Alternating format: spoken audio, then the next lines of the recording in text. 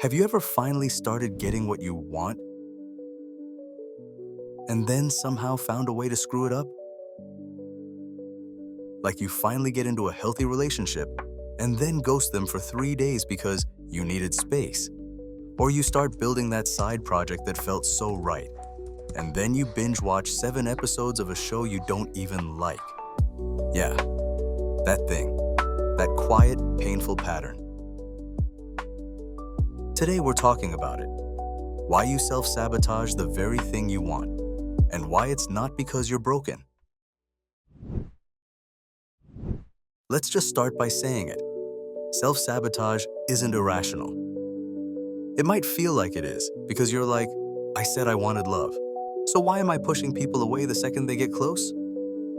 Or, I've been dreaming of starting this project for years, so why am I procrastinating like it's my job? Here's the uncomfortable truth. Self-sabotage makes sense when you realize that deep down, you might be more familiar with pain than peace. See, your nervous system doesn't care about your dreams. It just wants to keep you safe. And safe, to your brain, often just means familiar. If you've spent most of your life waiting for the other shoe to drop, then calm, steady happiness can feel suspicious. Like, wait, this feels good. So when does it all collapse? So instead of risking joy, you sabotage. You pull the plug before someone else can. You delay the project so no one can say it sucks. You create chaos because peace feels unnatural. Let me tell you about Calvin, a guy I met who had been writing music for years, quietly, obsessively, almost like it was sacred. One day, a label actually reached out, said they wanted to sign him. Big deal. You'd think he'd be thrilled. Instead, he missed the first call, then the second. Then he sent a, "Sorry, I'm not ready right now" email and blocked their number. Why? Because the moment it became real, he panicked. He wasn't afraid of failing. He was afraid of being seen. When I asked him why, he said something I'll never forget. If I try, and it doesn't work, then maybe it means I was never good. But if I don't try, I can always tell myself it could have worked, if I wanted it to. Yeah, that hit me too. In psychology, this is often tied to self-worth theory. It says that we sabotage when our self-worth depends on our performance, so we'd rather not try than risk trying and failing. And the wild part? This behavior often starts young. Maybe you were the smart one or the gifted kid, and your worth got tied to being perfect. Maybe your home was chaotic, and success just meant not getting yelled at. Over time, you learned, I have to protect myself from failure, from shame, from disappointment. But here's the twist. You also learned how to protect yourself from hope, because hope can be dangerous when you've been let down before. Let's bring in a little Viktor Frankl here. Yes, the logotherapy guy, Holocaust survivor, absolute legend. Frankl believed that we're not just seeking pleasure, we're seeking meaning, but meaning requires courage. He once said, when a person can't find a deep sense of meaning, they distract themselves with pleasure, or numbing, or chaos, or avoidance. In other words, if you don't know what it's for, it's easy to sabotage it. And then there's this gem from Erich Fromm, a German social philosopher. He called it the fear of freedom, that once we're finally free to create the life we want, we're also responsible for it. So it's safer to stay stuck, because stuck comes with instructions. But freedom?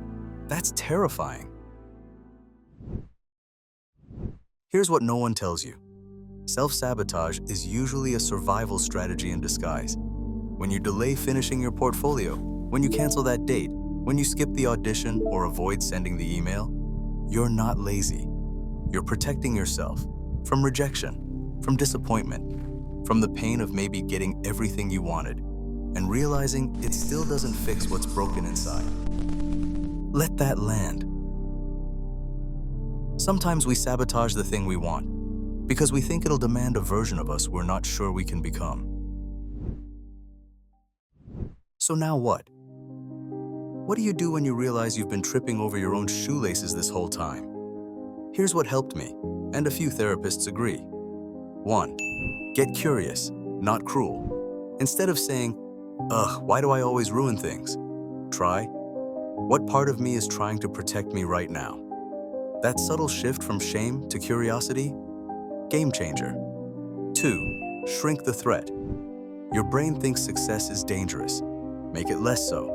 Take smaller steps. Send one message. Publish one post. Remind yourself, this doesn't have to change everything. It's just the next right thing. 3. Grieve the past.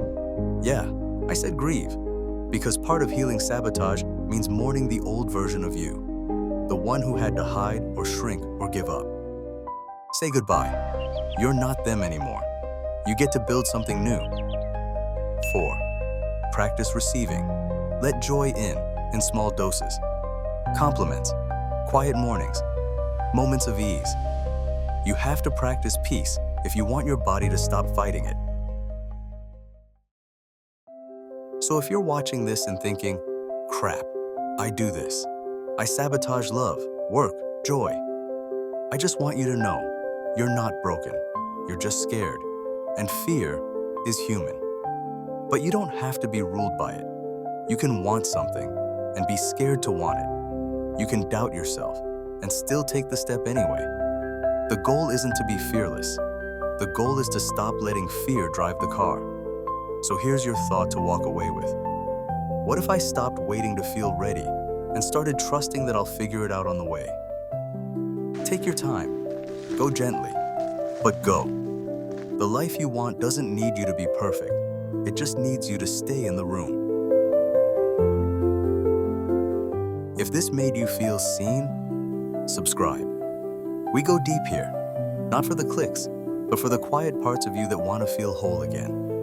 See you in the next one. And until then, be kind to the parts of you that are still learning how to stay.